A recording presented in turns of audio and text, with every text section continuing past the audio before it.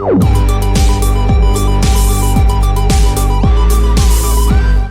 is the Refuge Project. This is the Refuge Project, a place that we can have meaningful conversation in a safe place. And we have a special guest here today. Yeah, we do. One of my pastors, one of the guys I've looked up to pretty much my whole life. And at one point in my life, until he corrected me, I said, Pastor, if I could just make it to where you are. And you told me one time, listen, if that's all you're striving for, you're gonna miss out on a lot of things in life. He said, you gotta put your eyes on Jesus. And but as a youngster, we're talking about Pastor Ron. Pastor Ron. Did I not say Pastor Ron? Pastor Ron. I'm It's sorry. a big lead up. We didn't quite get to the name. Pastor Ron is in the building. He's a lot of people's pastor, but he's one of my pastors. And he's been a part of my family's life for a long, long time. You're telling me. Been a part of your life forever. Basically, yeah. But, when you're a youngster, you don't really realize how big God is as a little guy, But when you look at your pastor, you're like, wow. Like, he's the Holy of Holies. But it's really not true. But you think he is, and I think that's where a lot of people fail in their life because they look at their pastor of him being God, and then and he is a man. So when he makes a wrong decision or maybe not even wrong, but something that feels wrong to you, then they fall out of church because they don't realize the man on the stage is just a man just like you are, right? We have to hold him to a higher accountability. We have to hold ourselves to that, but at the same time, we also have to remember that they're just men. I want to thank you for coming in here on a short notice. I had this idea last night, and I told James. He said, "Well, it's just late. So just grab him in the morning and see what he says." Yeah. So thanks for being here, Pastor Ron. You mean so much to me. So thanks for coming in. Thanks for having me. I appreciate it. Appreciate the opportunity. Very, very good. We're going to kind of just skip by on a lot of the formal stuff, but we do want to jump in on some of our regular stuff. So let's go ahead, and I got a song for you today. And when I pick this song, I normally, we got a guest, I try to pick it for a guest, something that they would enjoy. And when I was thinking about you, this is the song. It's probably not the version that you're used to, but this is the song that kind of reminds me of you. You've sang it over the years and different things. Then sings my soul, my Savior God, to thee. How great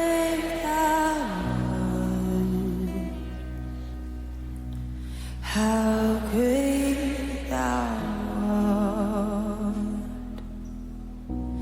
Then sings my soul, my Savior God, to thee. How great thou art. How great thou art. And when I think, come on, that God, His Son, our Spirit,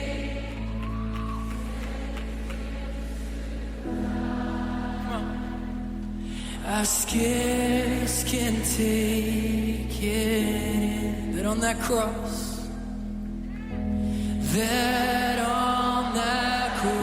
would you lift your voice? Come on.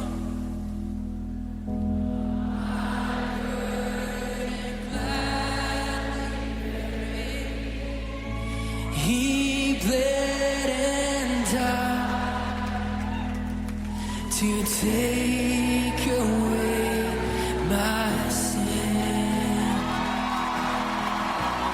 This is my soul, my Savior. This is a song that always get chill bumps. And I've heard y'all talk about it over the years, especially you being, the choir director, and then now Stacy, and Stacy still tries to pick out some of these songs. And how does the anointing transfer over the years to these, from one generation to the next generation on these songs? Because it's not the person that sings it. It's not that the musicians that are playing it, but there's something about the anointing of the words in songs like this that just transcend generations. That's absolutely true, man. I love those old hymns. I've sung that song probably hundreds of times, but it's just an anointed song. It's God anoints certain songs. I remember when Because He Lives comes out, and you could sing it almost every other week, and it just an anointed song. We need more of those, and there's new songs like that. I can only imagine. My goodness, that song. Every time you hear it, it's just an anointed song. And then there's songs that are good songs. It's got a good melody, but it doesn't transcend generations like some of these songs. Appreciate you playing that song. Yeah, it's these songs right here. Now it's funny because as you grow up, you come through the youth, right? And then you want all the new songs. You don't want any of the old songs. This is the next generation for the church. We need to play the new songs, and then somewhere in your 40s, you're like, man, that early service songs is just but I still love the new stuff too, Right. But there's still something about, and I don't know if it's because it takes you back to a place in life. A song like that would take me back of me crawling under the wooden pews in the old church. You know what I mean? Yeah. And it takes me back to a special place that I was just figuring out my relationship with God. And it was a pure, very much of a pure thing when you're a little guy trying to figure out your relationship with God. And so for me, a lot of those songs take me back to that place, and the felt boards in Sunday school and things like that, and the anointing of on top of it is just, for me, it's just, and I think I don't know if the next generation will get it. But probably because it does transcend generation to generation. Like this is Lauren Daigle. Here she is. She's the new, Christian singer that everything that she touches goes gold. But she still finds a place to, sing this song. Yeah, they say that like in popular music, what you learn to listen to and enjoy when you were a teenager, early 20s, is what you're going to enjoy the rest of your life. Yeah. And I think that's true, Elvis Presley, Ricky Nelson, all those guys were popular when I was a teenager, and I still love that kind of music, 50s and 60s. When it gets into the 70s, my sister, that's her kind of music. And when it gets into the 80s, that's somebody else's kind of music. But I don't really appreciate it like I should, I guess. Well, there's a lot of especially when you start getting into the late 60s, early 70s, a lot of that music was inspired by they had some help, with different drugs and alcohol to create some of that stuff. Maybe so.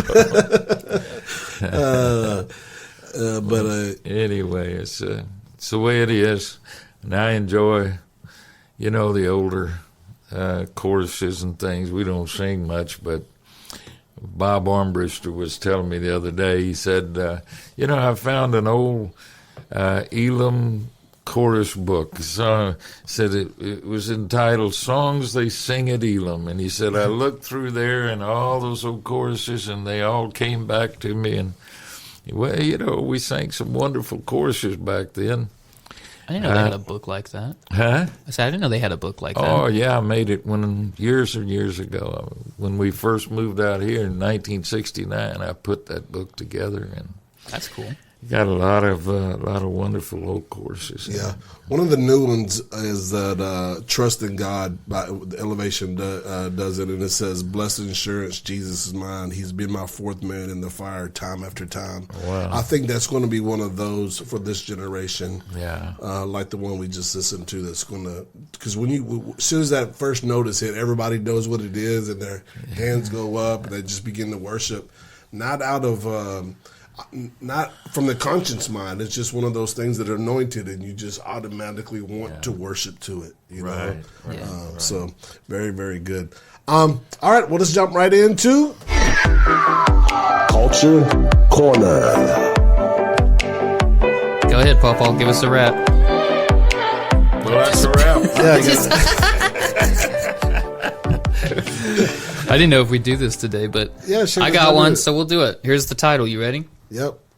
And it's not about animals. Okay. All right. Kind of disappointing, but we haven't had an animal one in a while since the tortoise. I'll give you another one, I guess. It's French billionaire Nicholas. I don't know how to say his last name. It's Puech. Okay. Puech. Putes. We'll Okay, say We'll Puech. go with it.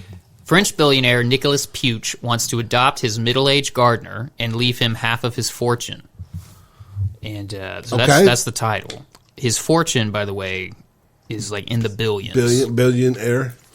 Yeah. Okay. So this guy, Nicholas Puech, I'm sure I'm saying his Either name he wrong. has a very sorry family, or his gardener's really good. So he doesn't really have. He doesn't have any kids or anything. Okay, that makes So sense. he is. What's the gardener's name? We're gonna get there. He doesn't say. He doesn't say It's his like name. never mind. I don't He know. probably shouldn't say his name either. Now you find out he just suddenly has billions of dollars. It's probably not the best. Probably not. But okay, so here it goes. It says a reclusive fifth-generation descendant of one of Europe's richest families has reportedly made the bold and controversial decision to cut ties with the charity he founded. The 80-year-old Nicholas Puech initially planned to leave most of his fortune to the charity, but earlier this year, in February 2023, he decided to adopt his 51-year-old former gardener and bequeath him billions instead. Bequeath. Whatever that means. Yeah. So it doesn't go into all the because nobody really knows for sure exactly why he's doing this. Supposedly he's going to have some press conference sometime soon to say what's true and what's not. Yeah. But basically, so this guy, Puth, says the childless, secretive, and somewhat mysterious descendant of Thierry Hermes, I believe is how you say it, who founded the luxury handbag brand Hermes in 1837, has reportedly started the process of adopting his unnamed gardener, entitling the man to a major portion of Puech's estimated $11.5 billion fortune. 11 billion. That's how much he's got. 11 billion. Mm-hmm. We're not talking about a billion.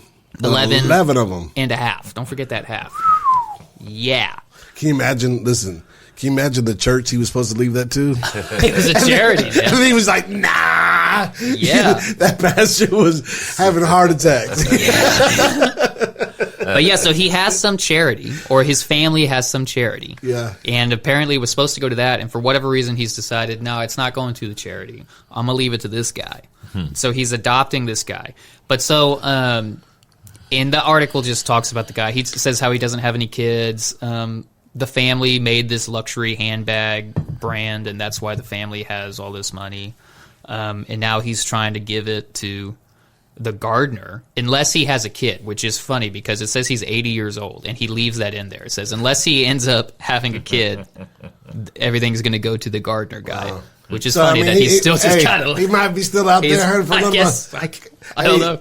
All the honeys out there. He's all by himself, though, for whatever reason. But so my takeaway from this is, so there's this other story, which is a true story, of, I don't remember the family's name, but it was this rich I think they were European as well. Europe's got too much money. They do. You know what? That's what it is. But they have this dog.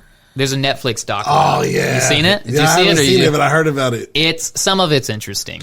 The overall story is interesting. But basically, they have this dog, and this lady decides to leave her fortune to her dog. To her dog, yeah. And so she goes through all the legal hoops so Like that the she's dog... setting this dog up, like everything that's supposed to happen to this dog and all the things. Yeah, and it's hundreds of millions of dollars that this dog inherited. So she dies, and now the dog has all this money.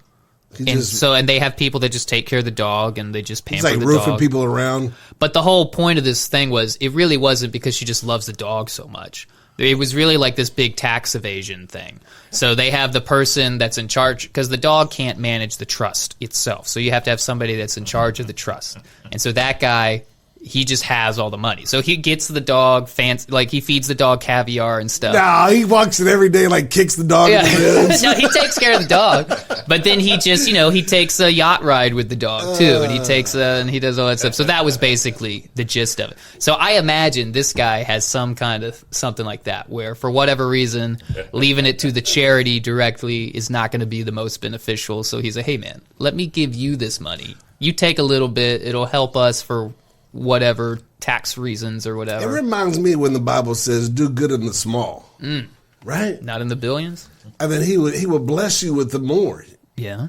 That's what this dude, tended the roses all these years in the ground, and he did good with the small. Yeah. And now here God would just listen, sir, you did good. You probably pay your tithes over the years. Let me just give you, $4.5 billion. Just a little something. A little something for all your hard work. So I don't know what the he hasn't said what the official reason is that he's given this guy all his money. But I imagine it has. I don't think it's just because he likes the guy and wants to give him billions of dollars. I imagine there's a little paperwork reason somewhere behind the scenes. Since we're talking about this, and I got a question for Pastor here. All right, Sandra and I always dream about winning the lottery. We don't ever play, but we dream about it. What would we do with all this money? I think we played the lottery 2 times the whole time we've been married. And that's a long time. Yeah, it's been 25 years. And but we dream about it. What would we do for our family, and how would we give the tithe if we won $1 billion? How would we give that tithe to the church? And of course, we would. You just write him a check. Yeah, I know, but what is it smart just to say? So, what would a tithe on $1 billion be? $100 million? Yeah, that's 10%. So, would it be smart to say we're just going to give Elam Church $100 million, or 100 churches $1 million, or whatever it may be? You know what I'm saying? And just something that we talked about over the years. Would it be smart to kind of spread it around, or maybe just let Elam decide what other charities they want to give it to or whatever? I always thought, do they get it all at once? Is it over a period of time, 100 years? You get $1 million each. Biblically, you bring it to your house, right? So what is your thoughts on that? Bring it to Elam. Bring it here. Yeah. Thus saith thus saith Pastor Ron. That's funny. I should have asked somebody else. Who do you think should get it? I don't know. For me, I got cousins and uncles and that have churches and things like that. So you got $1 billion. Come on. Am I right? Give the $100 million to Elam and give another 200 or 300 to somebody else. Yeah. Why do you want to keep 90% of it, I man? mean, I don't. Somebody said, "Man, if I might want to buy Twitter." Yeah. I might want to buy Twitter. Yeah, well, that's true. Just good luck. You could probably get a deal on it. Yeah, right. Oh, that's funny. I'd definitely pay my tithes. I don't know. That's just one of the things that I thought about. Kind of spread this. But you're right. $1 billion. What's another $100 million? It's true. It's true. The problem is we live in the thousands, Yeah. right? So it's hard to really think about $1 billion and like how much you could really spend. Yeah. Because if we go out, we spend. You take your family out, and you spend. For all my kids and I pay the bill, it's going to be $400 or $500. Take them to a decent restaurant. But 400 or 500. Jeez. Well, I got 5 kids. Oh, you're taking all of them. Yeah, if you take all of them, it's going to be expensive. And their kids. Yeah, and their kids, families. their come family. through? Right. It's like 15 people. It's a lot. Yeah. But for a billionaire, that's like going and buying soda. Yeah. So Dude, there was a story, I think I talked about this a long time ago, but I think it was Jay-Z went out, it was his friend's birthday, and he takes his friend out for a night on the town, and he ends up spending like $100,000 on this friend, buying him expensive bottles of champagne and all this stuff, taking him nice restaurants, all that stuff. And so there was this article that was talking trash about Jay-Z being like, $100,000 in one night, you could have done this and that with that money, like one of those kind of dumb things. Yeah. And the person I was listening to, I think it was Dave Ramsey, was talking about that story. And Dave Ramsey was like, you guys, the money is so different for different people. He's like, you don't understand. And he breaks it down. He like Googles Jay-Z's net worth or whatever. I don't remember what it was. But basically the math ended up to Jay-Z spending $100,000 in one night with his amount of money was like, it was as if somebody who made like $40,000 a year went out and spent $10 on dinner. It was like the equivalent. Like he made however many hundred millions of dollars that year. And so for him to spend $100,000 was basically like somebody who made 40 or 50 grand spending $10 on dinner. Wow. And then he was like, if he wants to do that for a friend, also all the bottles he was buying and stuff was like his own liquor brand. Yeah. So he's getting his own promo and like buying his own product. That was most of it too. Oh, and he tipped the people, like $10,000 or whatever on his bill Yeah, and it's stuff. And just so he was different. like, it's different. It's not the same thing. We'll never know what that is. I mean, hopefully God would one day give that much money to me, but I don't think so. But hey, I don't know. You seen your truck out there? You seen his truck, Paul? I'm telling you. It's insane, this guy. he called it a limousine. Yeah, he got the Ford limo, high rise. Yeah. Man, God's good, man. Yeah. Work hard, do the, But not $1 billion. Gotta till the soil like this man did. Yeah. He was working the soil. He was and quite literally working the soil. I'm working the water, baby. Dude, we're Water, proud. the water I'm working is anointed, baby. Yeah, and we're happy for it. We are. Very, very good. Hey, we grabbed Pastor this morning. I had this idea about leadership. And then as we started talking this morning, he started talking about church growth. And it's kind of all, you have to have a great leader to have a plan for church growth. And so I grabbed him this morning, and I knew that he was working on some other stuff. So this was not like him just having to pull this off at the top of his head. Because if you go into his office, I mean, he pulled this. What did you say? This book came from 1995? 1995. This book came May from the 1998. 28th, 1995. It's a spiral, I was 1 year old. handwritten notes. Yeah. I don't know who does that anymore. Do you still write handwritten? No. No, you type now? When did you start typing messages? 2002. Okay. Goodness. 2002. So that was what, 20 years ago, basically? Yeah. Oh, so you was a young man. You was in your 60s. Yeah. Yeah. Make you feel good, David? That's true. Oh, goodness. Come on, guys. It's time for me to take a nap. It's true, it really is. All right. So I asked him to come in and talk. Then he started talking this. I know that this is the perfect podcast. Yeah. We was talking about it before our staff meeting this morning. So I guess at the very, very top of it, before we get into the church growth, what, in your opinion, what makes a good leader?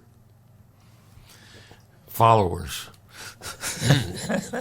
You can't be a leader unless somebody's following you. There you go. There you go. There's I don't know. There's different personalities and different people that seem to be good leaders. And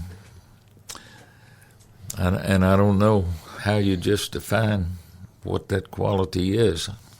you have to be a servant for Yeah. sure. It's what Jesus said. If you want to be great in his kingdom, you got to learn to be a servant. Matter of fact, he said you got to learn to be a slave. You really have to love people genuinely, not use people, but you want to help people succeed. And I don't know. It's hard to put your finger on, who makes a good leader. Yeah. I think a good leader has to be a follower first. They have to understand how to follow to be a leader. I've worked over the years of leaders, and they were born into it.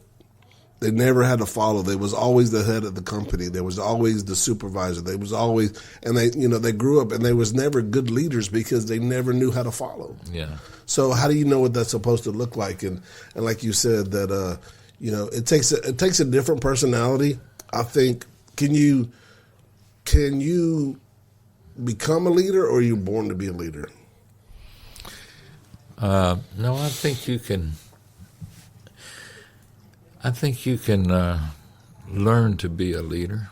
Yeah. I think you can if you work at it. You can be better. Some people are born with certain gifts and talents and so forth that, and I don't know how you put your finger on that. Right. But it takes work to learn things about leadership and so Right. forth. But I don't know. It seems like, for whatever reason, God's given me the ability to lead. If I was on a jury, they would elect me to be the foreman. Right. And I don't know why, And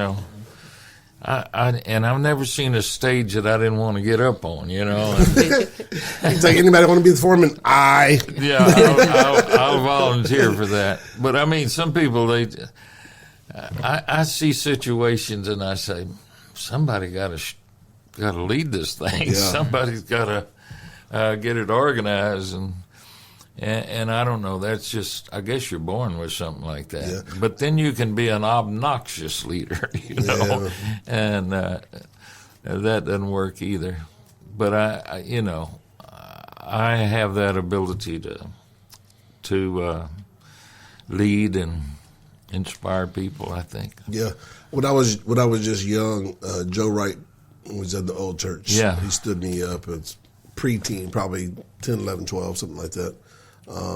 And called me, and just read our mail like he did, and called me out that it was going to be a leader and a preacher one day, and all those things. So as a youngster, that really didn't make a whole lot of sense to really understanding what God's plans were in the future. But growing up in business, in groups, people would always look to me like, Yeah. Are you going to lead this? Like, well, I'm not the leader in this thing. Yeah. But they seen leadership in it, so they always look to you. And I think that when you look around the room, if somebody has those natural leadership skills, I believe it comes from an anointing of the Lord. Yeah. Elvis Presley, you was talking about Yeah. him a while ago. That was an anointing of the Lord Yeah. in his life that he just took a different direction. Right. So a lot of those things that we don't understand where they come from, but God ordained as just a little kid or before you was born for you to be that natural leader for him, and then it depends on us the way that we take it. So Yeah, there's leaders in gangs. Yeah. I mean, they have that ability. What we need to do is take that ability and use it for God's kingdom, His glory. very good. So it takes a leader in any organization to navigate whatever we're doing, and we're talking about it more of in a church setting here. So it takes a qualified leader to lead a church, to cast a vision, to get the people behind them, to fulfill the calling on the leader that God has anointed them with. And that's kind of something that I wanted to talk about today with Pastor Ron. more of a church building, church growth setting, and a lot of this stuff that he's going to be referencing today is almost a rally call. You know, when God had blessed you guys or us with this building, and now how are we going to fill it up? Right? We went from a sanctuary that was 100 to now we probably can fit 800 in our. And so pastor, as the leader of the church, he was now you had to have a rally call to the people because you can't fill it up yourself.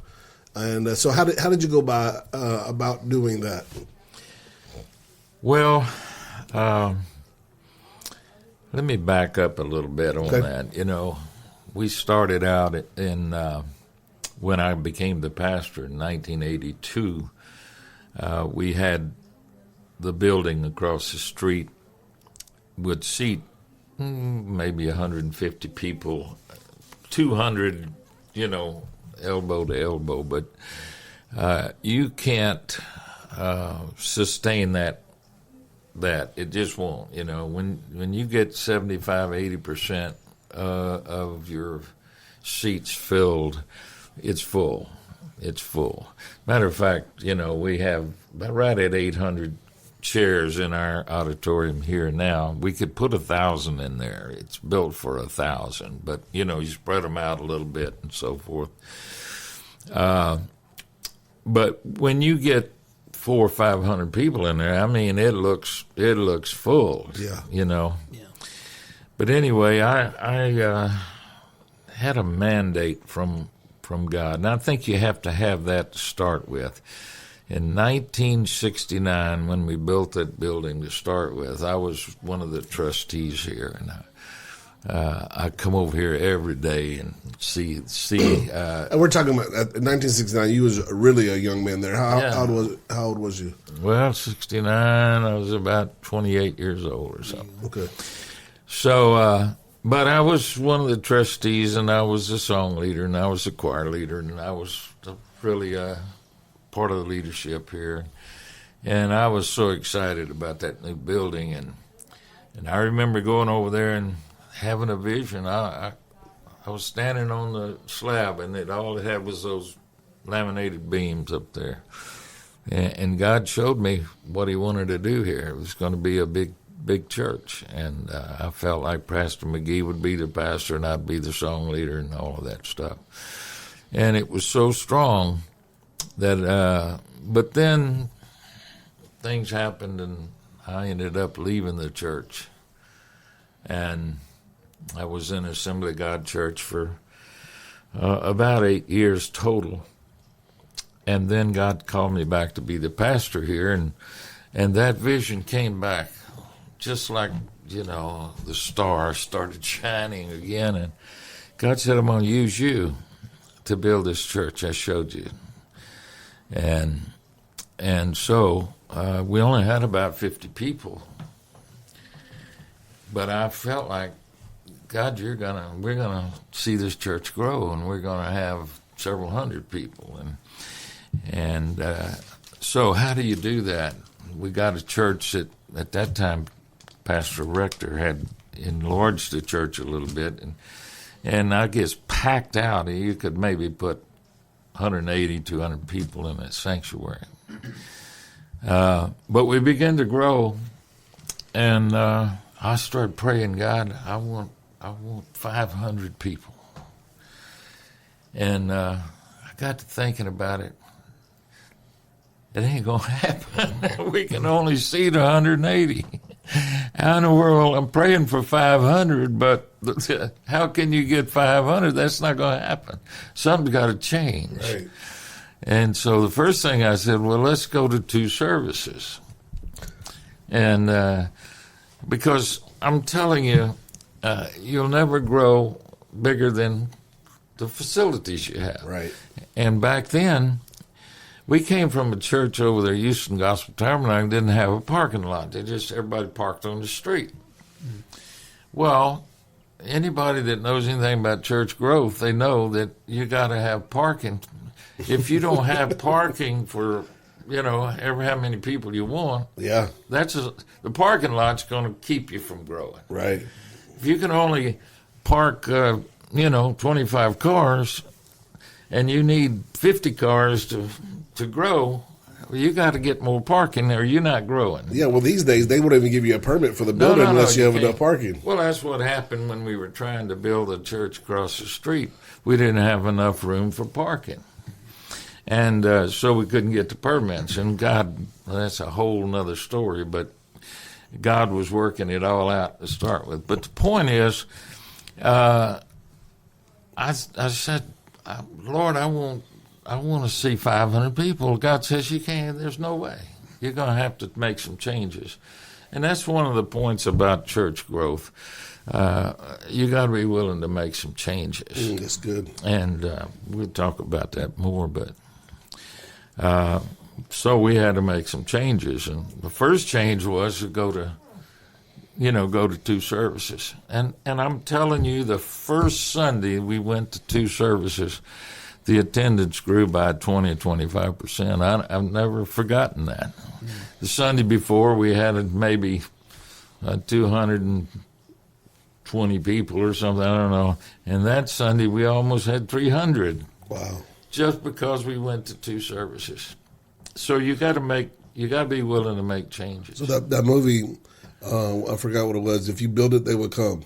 Yeah. Yeah. Yeah. Yeah. Well, there's got to be a lot of other things involved in that. There's a lot of big churches that are empty. Yeah. That's true. But that's one thing, you've got to, you can pray for growth all you want, but you got to make some changes and get ready for growth. Infrastructure. Yeah. I mean, I think about my daughter and son-in-law there in Centerville, and they had that little. They started off in a little storefront thing. Well, they weren't gonna grow to 100 people when the place would only seat 20. You know what I mean? Yeah. And you gotta give them credit. My son-in-law. I am so proud of that guy.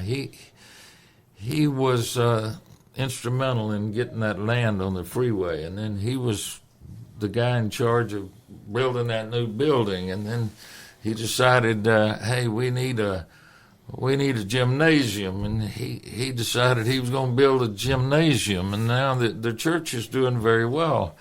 I don't know how many they have, but maybe 100 people now.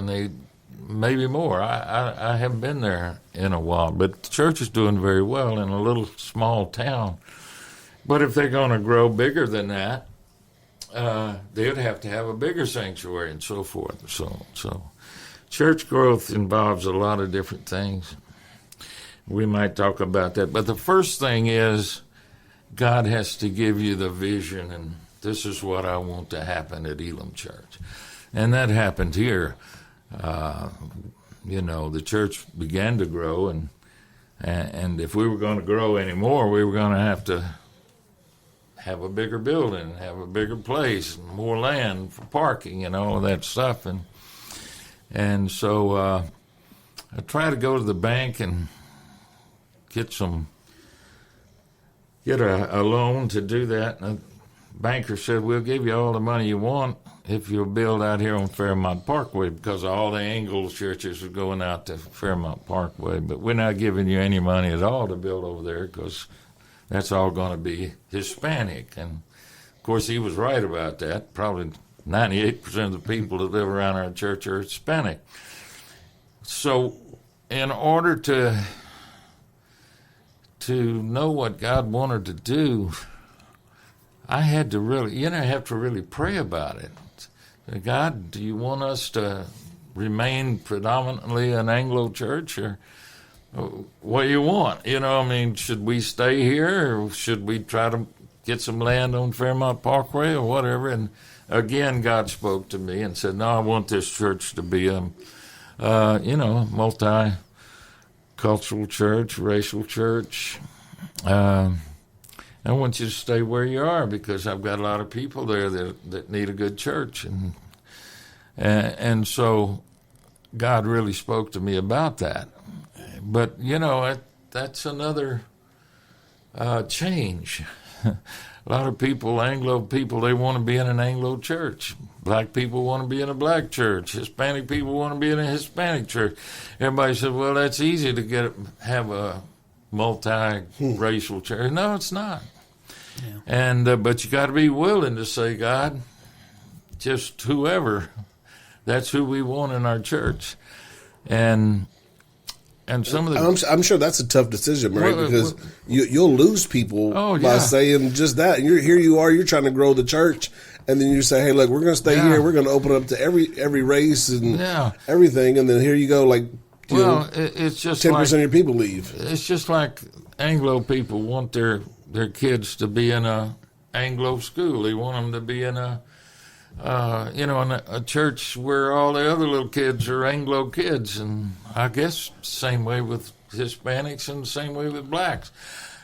I don't know. I'm an Anglo, so I just know that when you do that, now if you look at our children's church and our youth group, very few Anglos in that group. You just got to be honest about it. Yeah, my kids, my grandkids, and that's when you have the Christmas program. That's who's all the rest are Hispanic or whatever. And you got to be willing to say, "Hey, this is God's people." And then I get to thinking about some of the big churches, powerful churches. Churches like the Brooklyn Tabernacle got the greatest choir in the country and so forth. Look at that church. Very few Anglos, except the pastors, is Anglo and some others. But it's a great church. Right. So you got to be willing to say, God, what do you want our church to be? And I had to be willing to say that here at Elam, and I love it. Thank God. I mean, this is what Houston is. Yeah. This is what Pasadena is, and thank God we're part of it. I mean, in God's eyes, there's neither male nor female, Jew or Greek. We're all one. There's a new race, and it's called Christians. And it don't matter what color you are, how much money you have. We're all brothers and sisters in Christ. And it's going to be that way in heaven. It ain't going to be all Anglos in heaven, and it's not going to be all blacks or all Hispanics. We're all just going to be one. And so I love our church, but you have to be willing to change. Yeah. You have to be willing to change. And I knew if we stayed here, we'd have to be willing to change. All you got to do is look around. There ain't an Anglo church in this part of Pasadena, right? Except us, and we're not Anglo. We're multiracial, multi-generational, and all of that stuff. So, very good. I think change is one of the. It's interesting that you put it at the top because at the top is goes who you are, what's your vision, what has God called you to do, and the very next thing is willing to change, because that's the hardest thing to do. Yeah. Your churches look the same. It's been the same. You might move from a building to building, but everybody always around you is kind of been from the same type of generations, growing up the same way, and then now God is just saying, now we got to open this up to everybody. Yeah. And from the pastor down, there's got to be some changes in your heart. Absolutely. Changes in your mindset, and so absolutely. I think when you do that, you have to tackle the big one at the top. Try to change some of those things that have always been and always will be, to say no, that they might have always been, but they're not going to always be that way, because God's got a greater vision than the color of somebody's skin. Well, all you got to do is look at the churches here in Pasadena, in this part of Pasadena. New Pasadena, I mean, it's gone out to Fairmont Parkway and on out further, but the older part of Pasadena, where you had First Methodist Church, you had First Baptist Church, you had South Main Baptist Church, you had all these churches that were Anglo churches, and none of them are still here. They've all moved out to where the Anglo people moved. And so that's just normally the way it works. Just look anywhere. I look over there in where we started in East End off of Harrisburg, Wayside, Navigation, that area. It's all Hispanic. There is not an Anglo church there. Mm-hmm. And so you got to be realistic about it. God does say count the cost here. If you're going to stay in this area, can you grow? Can you? And, I'm sure in my heart that God said, stay right there, and I'm going to make this church a multi-racial church. Especially when you're talking about a larger type church. Yeah. Because when you have a church of 100, your annual budget might be $100,000 a year, right? Which is a whole lot easier to raise than maybe if we're a larger church. Now your annual budget is $1 million, $1.5–2 million a year, and now you're, especially in the community that you're in, it's harder to raise that much money, even when you have more people in certain areas of town. Well, that's something else that you got to know that God's telling you what to do. Right. Because most of the people in our church, they don't make $100,000 a year. Right. I mean, they maybe make less than 50, and some less than that. And you got to think about it. Well, how in the world are we going to do everything we do and stay in this area? We need to get out there where some people are, have making money, where the tithe will come in, and we'll be able to. And believe me, I thought about all of that. Right.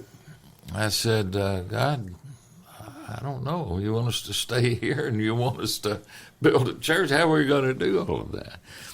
And I'm telling you, the Lord said to me, you just reach out to people nobody else wants, and said, I'll make sure that I'll provide the finances. Yeah.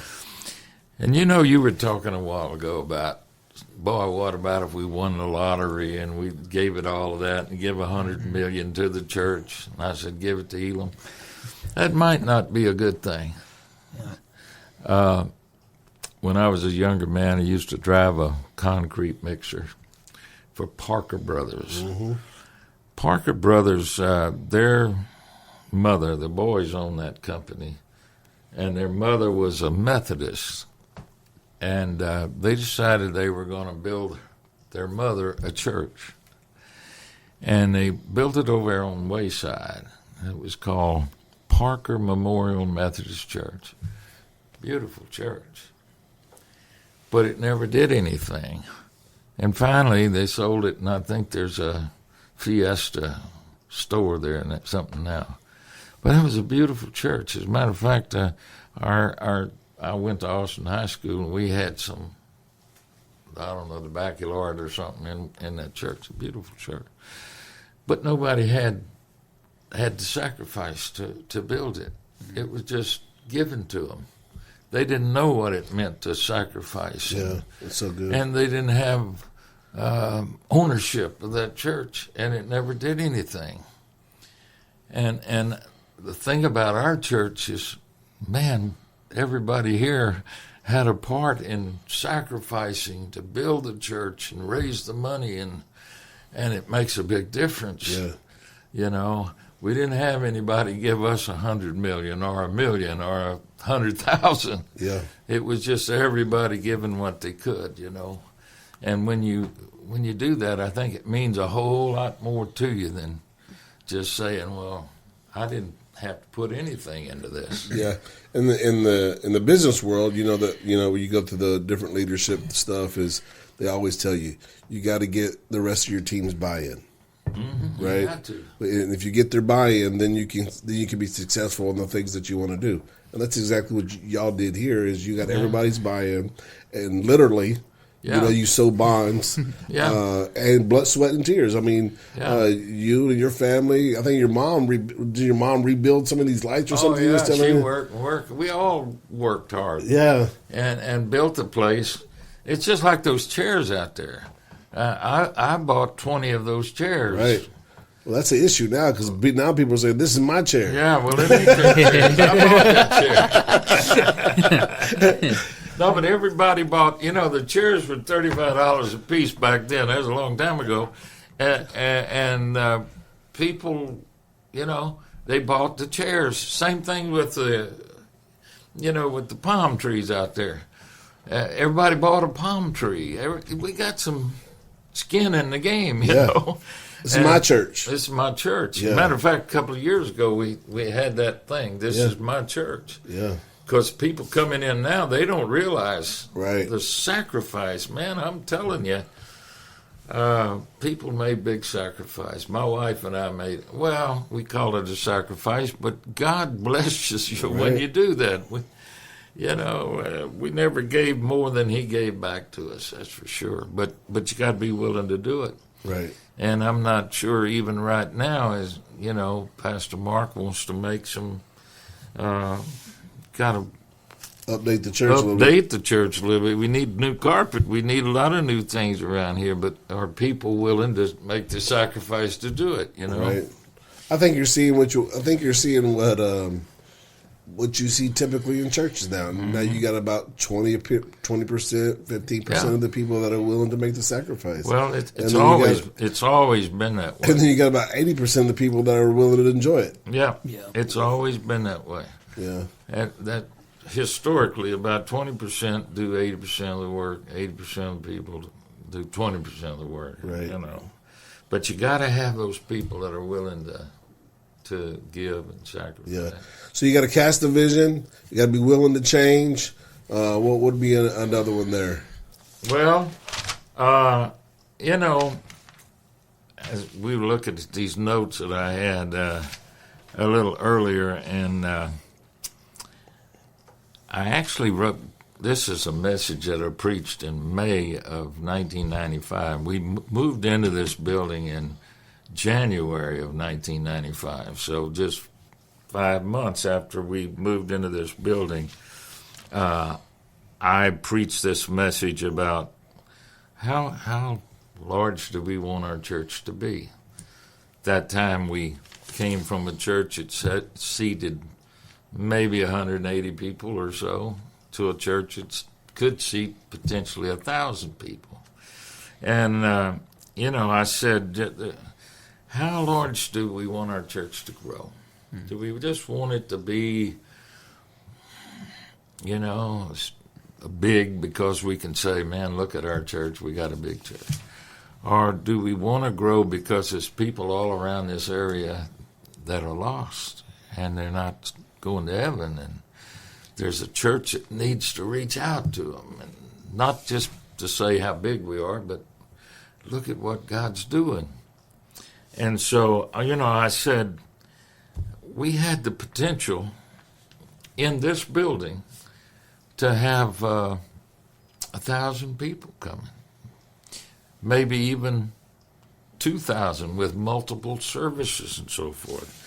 But I said it wasn't going to automatically happen. We had to plan for it. We had to structure for growth. We had to have the leadership for growth. And so I had my cousin, Javo Green, who passed away a couple of years ago, but he built a big church in Spring. They called it Spring Tabernacle back then. And I wanted him to come and give us some lessons on leadership. So he came for three weeks and taught us about leadership.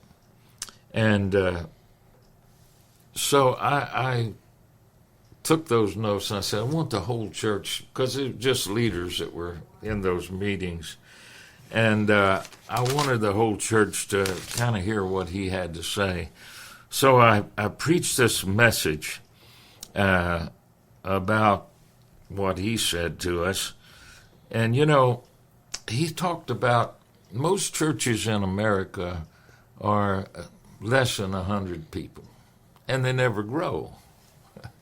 90% of the churches in America are less than 100 people. Actually, most of them are less than 50 people. Well, why is that? Well, he taught us, and I knew this from John Maxwell's leadership, lessons and so forth. The main reason is that one pastor can only effectively pastor 100 people. It's impossible for one person to pastor more than 100 people effectively. So, for the church to grow, you have to develop leadership to help you with the membership.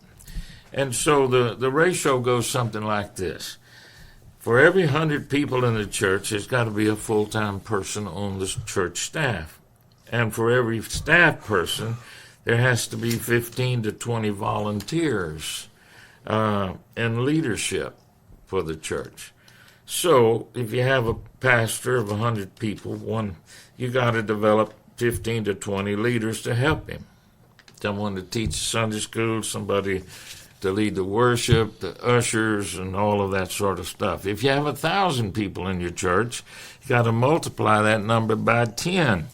So there should be at least 10 full-time people on the staff, and then you should have at least 150 to 200 leaders in the church to support the pastoral staff and sustain the growth and so on and so forth. So, some people got this idea that church growth is automatic, but that's not true. If you want to grow as a church, you got to have a plan for growth. You got to have dedicated volunteers who'll do the work that's necessary for the growth, and you got to be willing to change, like we talked about a while ago. So let's look at that for a second. So when I hear that, I hear you need a Timothy.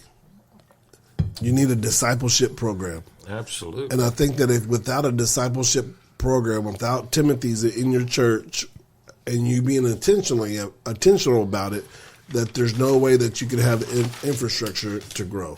If God has called you to be a bigger church, because we know that God has called pastors to only pastor 100 people. Yeah. But if God has called you to do something bigger, you have to have some type of discipleship program. Absolutely.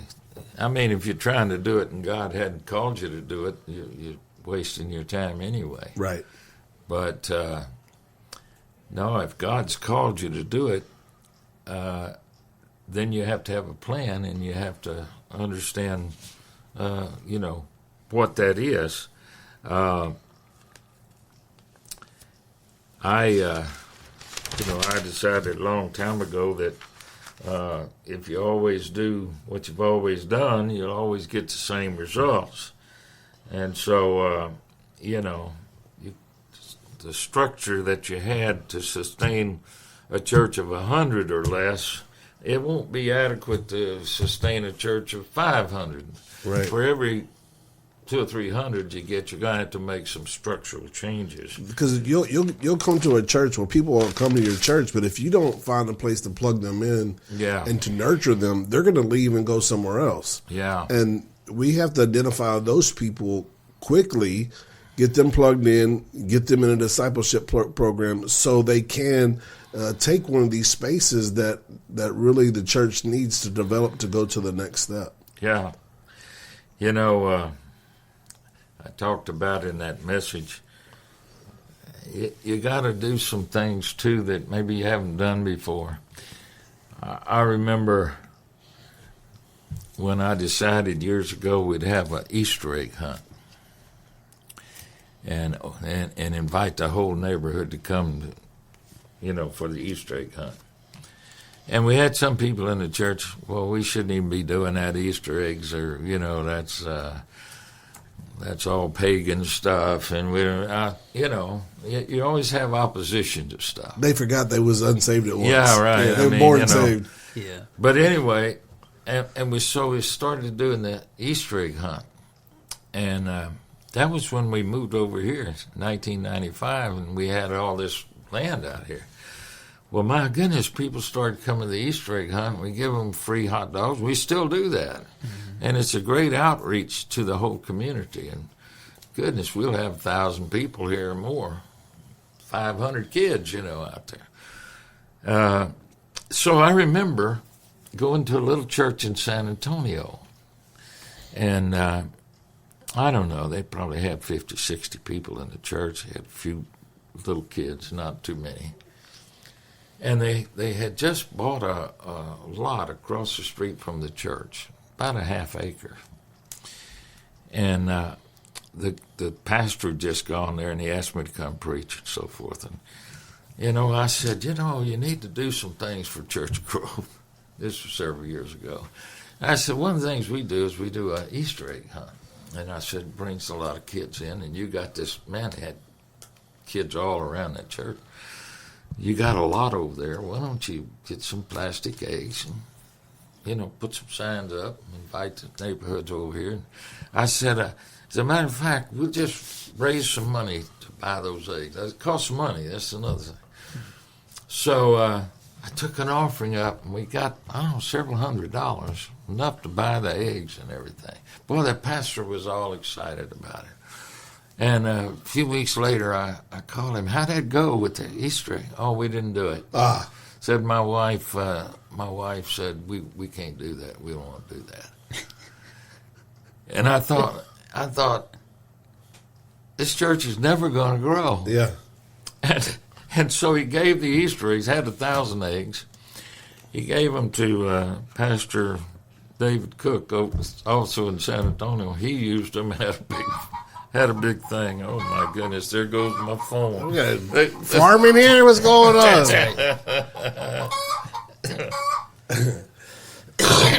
That's my wife calling, and I'm in trouble now for not answering the phone. Uh-oh, it's time for lunch, too. It can't be time yet. Oh, My goodness, it is. That's what she's calling about. Oh, man, I'm not near through with this.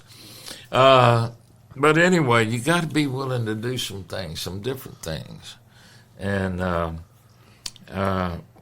remember that Easter, we had a barbecue, and we had an outdoor concert, and we played games, and we did all that stuff. And we had almost 1,000 people. 900 and, wrote it down here somewhere, 970-something people in Sunday school, in church that Sunday. So you got to be willing to do all of that. You got to be brave enough to do all that stuff. And then after that, I said, last week we had live lions in the church. And that was will it work? Will they mess our new carpet up? Will they stink? Will anybody come? We've never done anything like this before. Can we afford it? Will the money come in? And last Sunday morning, we had 926 people in attendance. This was in 1995. And the second largest attendance for one service in the history of the church. And we had a combined attendance of over 2,000 for 3 services. We had 500 visitor cards filled out. And think about that for a minute. In that one meeting, 500 visitor cards. Wow. And we wouldn't have that many in a year, normally. And that's called making an impact. That's called doing something different. And I like what you said right there. You said you have to be brave. You have to be brave. Yeah, you have that's to good. say we can do that. Yeah. And by the way, you can't do that anymore. That was stupid. What's that? Having a lion. Having lions and Oh man, tigers. I was already thinking like, how do we do that again? Yeah. You still got a lion guy? Hey, we found The this Tiger guy, and he had these lions up around Centerville, Texas. And he had this ministry that Daniel in the Lion's Den. He's just a young guy, but he had lions and tigers and stuff. And I said, man, that sounds great. Bring them on over. I bet you ain't allowed no more. And Yeah. Oh, no, you couldn't do that Or he's now. missing a hand, one or the Yeah, other. it's something. But he brought those lions Well, actually, those tigers, a tiger's a whole lot bigger than a lion. Yeah. Humongous. He brought them tigers on a leash down the aisle with 1,000 people sitting in there. On a leash? On a leash. A dog leash. Down there. Cat leash. And, The it just original made an Tiger impact. And, we got that fountain out in front of the church. Uh-huh. And he let those lions go out there and bathe in that fountain, and it made a traffic jam on Richie because nobody could believe it. Are those real lions? Are those real tigers? But it's just amazing what things can do.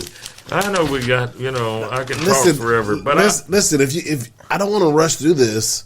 We can make a 2-parter out of this if you're willing to come back next week and do it and finish it off. Well, I'd like to tell you what these sacrifices are that you got to do if you're gonna grow. Yeah, Do it. So let's do it. My wife's out there waiting to go to lunch. she's already waiting. So let her wait some more. Okay, let's do it. Sorry, Grandma. Let's do it next week. That'll be great. Yeah, let's do it next week, and that way we don't have to rush through it. We can get through because the stuff that we talked about earlier was just so good, and I'd rather give the people all the information than rush through it. And, Okay. because this is really, really good.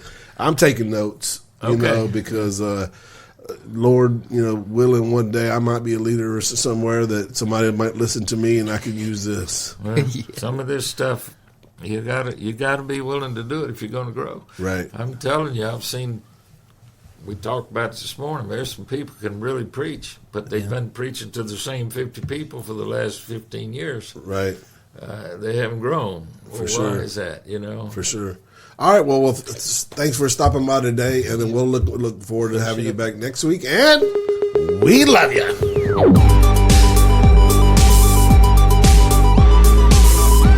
This is the Refuge Project.